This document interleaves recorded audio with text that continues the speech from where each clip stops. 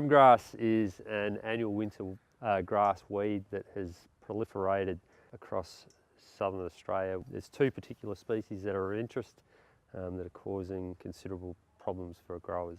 Those being Bromus diandrus and Bromus rigidus. These species very difficult to decipher in their early vegetative stage, but once they get into their reproductive stage, it can be distinguished. Diandrus tends to have larger panicles which are looser and nodding and tend to lay over. Rigidus, as its name suggests, the panicles tend to be much more rigid and erect. Brome's highly competitive, so can compete fairly early in the context of their cropping program, and with that competition can come some fairly severe yield losses. You don't need very high densities before growers are starting to incur reasonable yield penalties and losses. We've seen a considerable change in its germination and dormancy behaviour. Many of our cropping populations now have this inherent or deeper dormancy which allows them to evade early control tactics. Brome seed will remain viable for up to 3 years without fresh seed input.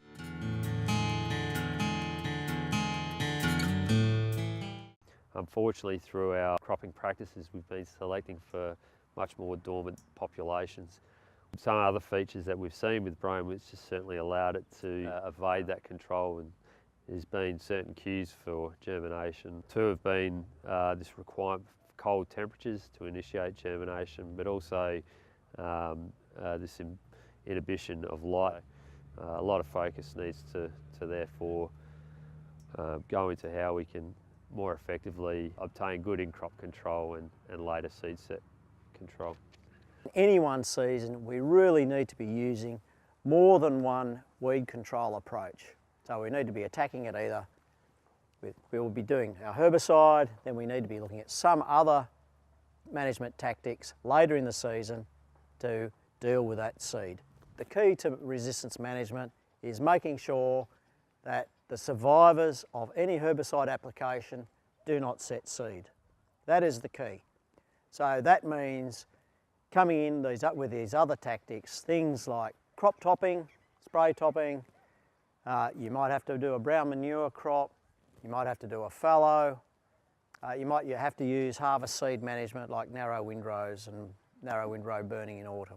Windrow burning, essentially they need to be confident that they're collecting seed in the first ripe. For ryegrass we know that 400 degrees centigrade for 10 seconds is sufficient.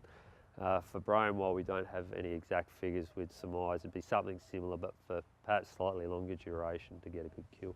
Choose the crops that are well adapted to your area, choosing the right cultivars that are best suited to your area, and then your row spacing. The narrower a row, the more competitive a crop will be.